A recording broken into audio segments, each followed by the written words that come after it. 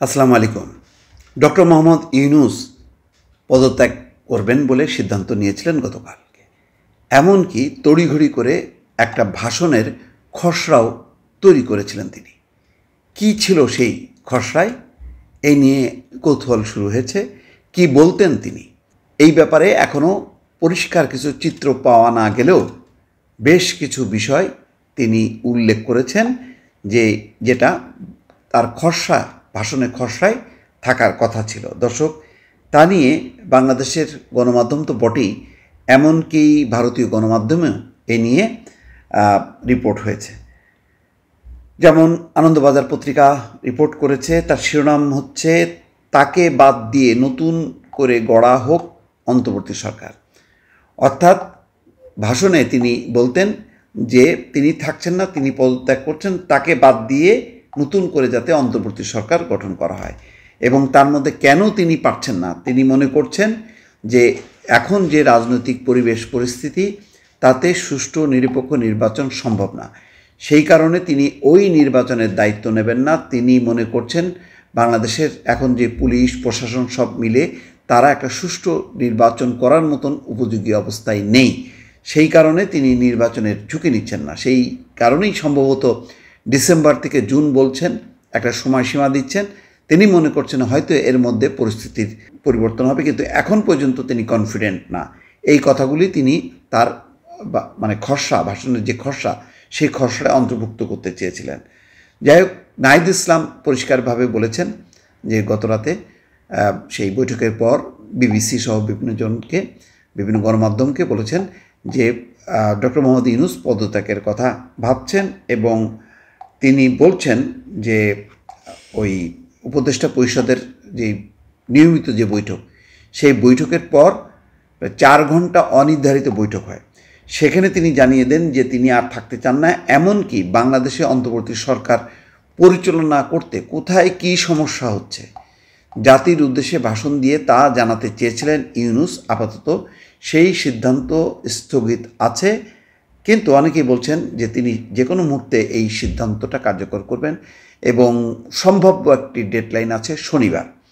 অর্থাৎ শনিবারের মধ্যে তিনি এমন একটি ভাষণ দেওয়ার জন্য প্রস্তুতি নিচ্ছেন, যদি না এর মধ্যে নাটকীয় কোনো রাজনৈতিক পরিবর্তন হয়। অর্থাৎ প্রধান যেই দুই পক্ষ যারা বেঁকে বসে আছে, সেনাবাহিনী এবং বিএনপি, তাদের সঙ্গে যদি আপোষ রফা না হয় তাহলে সম্ভবত তিনি শনিবার ভাষণ দিয়ে তিনি তার দায়িত্ব তিনি ছেড়ে দেবেন।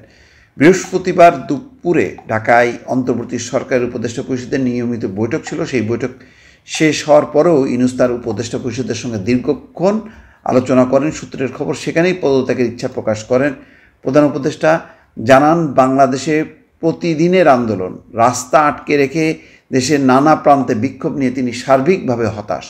যেই সংস্কারের লক্ষ্য নিয়ে তিনি অন্তর্বর্তী সরকার শুরু করেছিলেন তাতে বিভিন্ন রাজনৈতিক দল একমত হচ্ছে না। ঐকমত্য কমিশনের সঙ্গেও তার প্রধান অধ্যাপক আলী রিয়াজের সঙ্গেও কিন্তু কথা বলেছেন এবং কথা বলে তিনি বুঝতে পারছেন যে ঐকমত্য তৈরি করা একটা কঠিন দুরূহ ব্যাপার। ফলে সংস্কার কাজ শেষ হবে এমন কোনো ভরসা তিনিও পাচ্ছেন না। তার কাজের নানা দিক থেকে অসহযোগিতা করা হচ্ছে, অর্থাৎ তিনি কাজও করতে পারছেন না। বৈঠকে উপস্থিত সূত্রকে উল্লেখ করে প্রথম আলো বলছেন, জাতির উদ্দেশ্যে ভাষণ দিতে চেয়েছিলেন ইউনূস। ভাষণের খসড়াও এক পর্যায়ে প্রস্তুত করা হয়ে গিয়েছিল। কোথায় কী সমস্যা হচ্ছে দেশের মানুষের কাছে তা তিনি তুলে ধরার সিদ্ধান্ত নিয়েছিলেন। তবে পরে জাতির উদ্দেশ্যে ভাষণের সিদ্ধান্ত স্থগিত হয়, তা নিয়ে আবারও আলোচনা হতে পারে। ইউনূসে একাধিকবার প্রতিশ্রুতি দিয়েছিলেন আগামী ডিসেম্বর থেকে জুন মাসের মধ্যে বাংলাদেশের সাধারণ নির্বাচন আয়োজন করা হবে, কিন্তু এই নির্বাচন নিয়েও বৃহস্পতিবারের বৈঠকে তিনি সন্দেহ প্রকাশ করেছেন। দেশের যা পরিস্থিতি তাতে নির্বাচন এলে তা আদৌ অবাধ এবং সুষ্ঠু হবে কিনা তা নিয়ে নিশ্চিত নন খোদ প্রধান উপদেষ্টাই।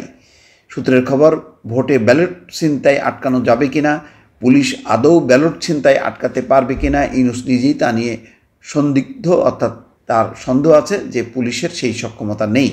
এই পরিস্থিতিতে নির্বাচনে ব্যর্থতা, কাঙ্ক্ষিত সংস্কারে ব্যর্থতার দায় তিনি নিতে চান না বলে জানিয়েছেন।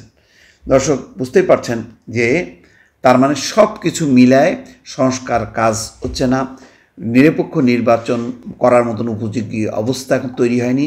এই সমস্ত কিছু তিনি তার খসড়া ভাষণে উল্লেখ করে এবং দায়িত্ব পালনকালে এই যে প্রতিনিয়ত অবরোধ, বিক্ষোভ, দাবি দেওয়া, এসবের কারণে তিনি যে কাজ করতে পারছেন না, পুরো বিষয়টি তিনি জাতির সামনে তুলে ধরতে চেয়েছিলেন।